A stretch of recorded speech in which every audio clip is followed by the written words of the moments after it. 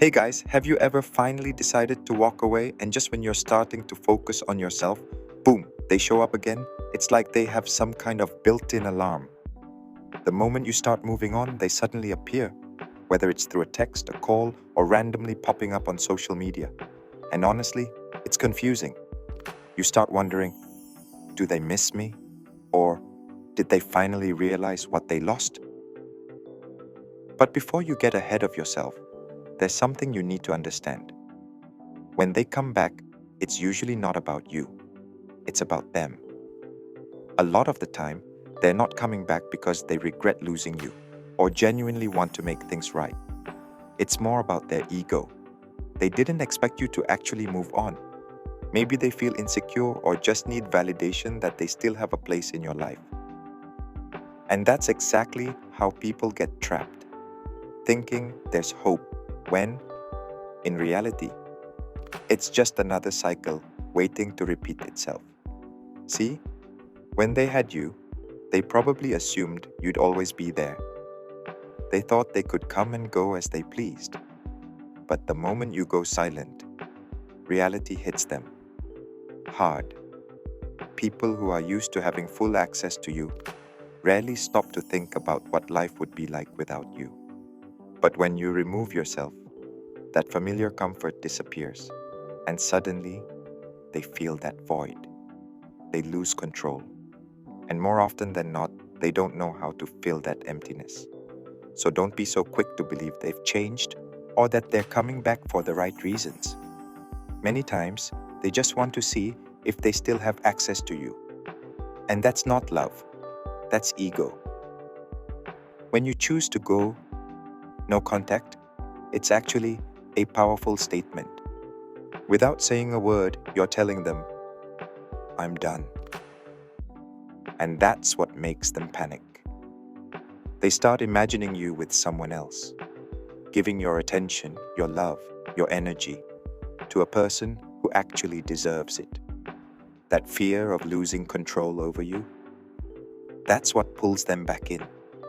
But you have to be careful not to fall for it.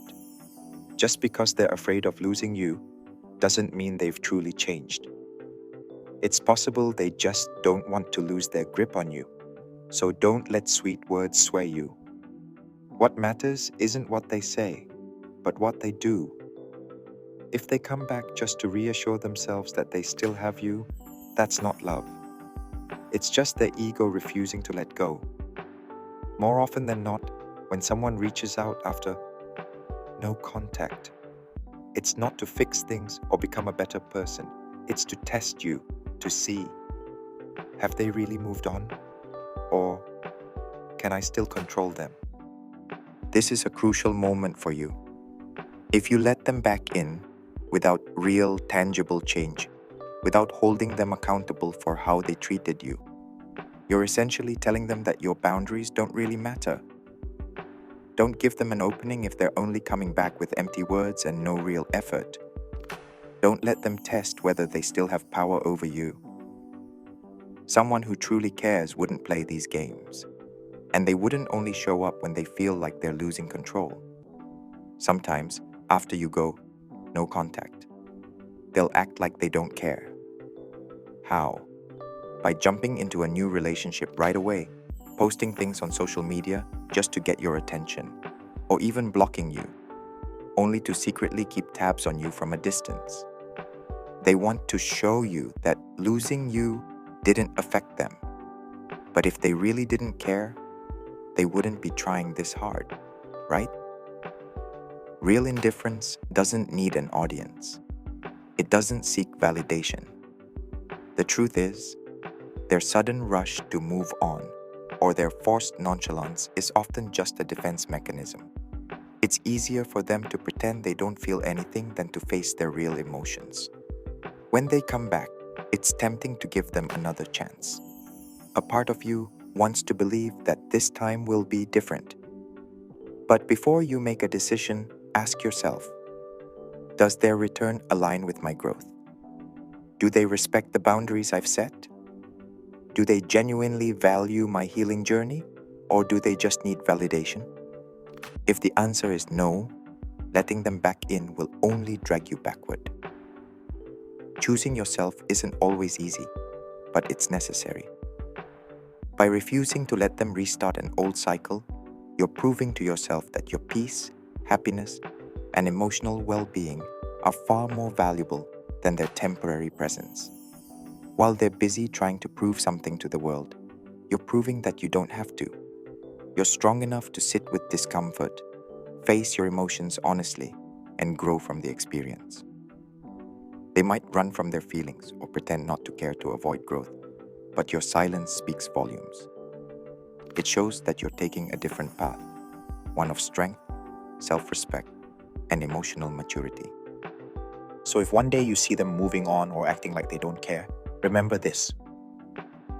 You're playing the long game. You're not in a rush to prove anything or fill a void. Your focus is on becoming the best version of yourself. And that journey, it doesn't need an audience. If you've ever been through this, share your experience in the comments. What was the hardest part about going no contacter for you? Or if you've been doing it for a while, what big changes have you noticed in your life? Your story could help someone who's going through the same thing. And before we wrap up, don't forget to like, subscribe, and turn on notifications so you don't miss out on more discussions like this. Thanks for watching, take care, and as always, respect yourself more than your feelings. Don't run back to the past just because it feels familiar. Your future is worth so much more. See you in the next video.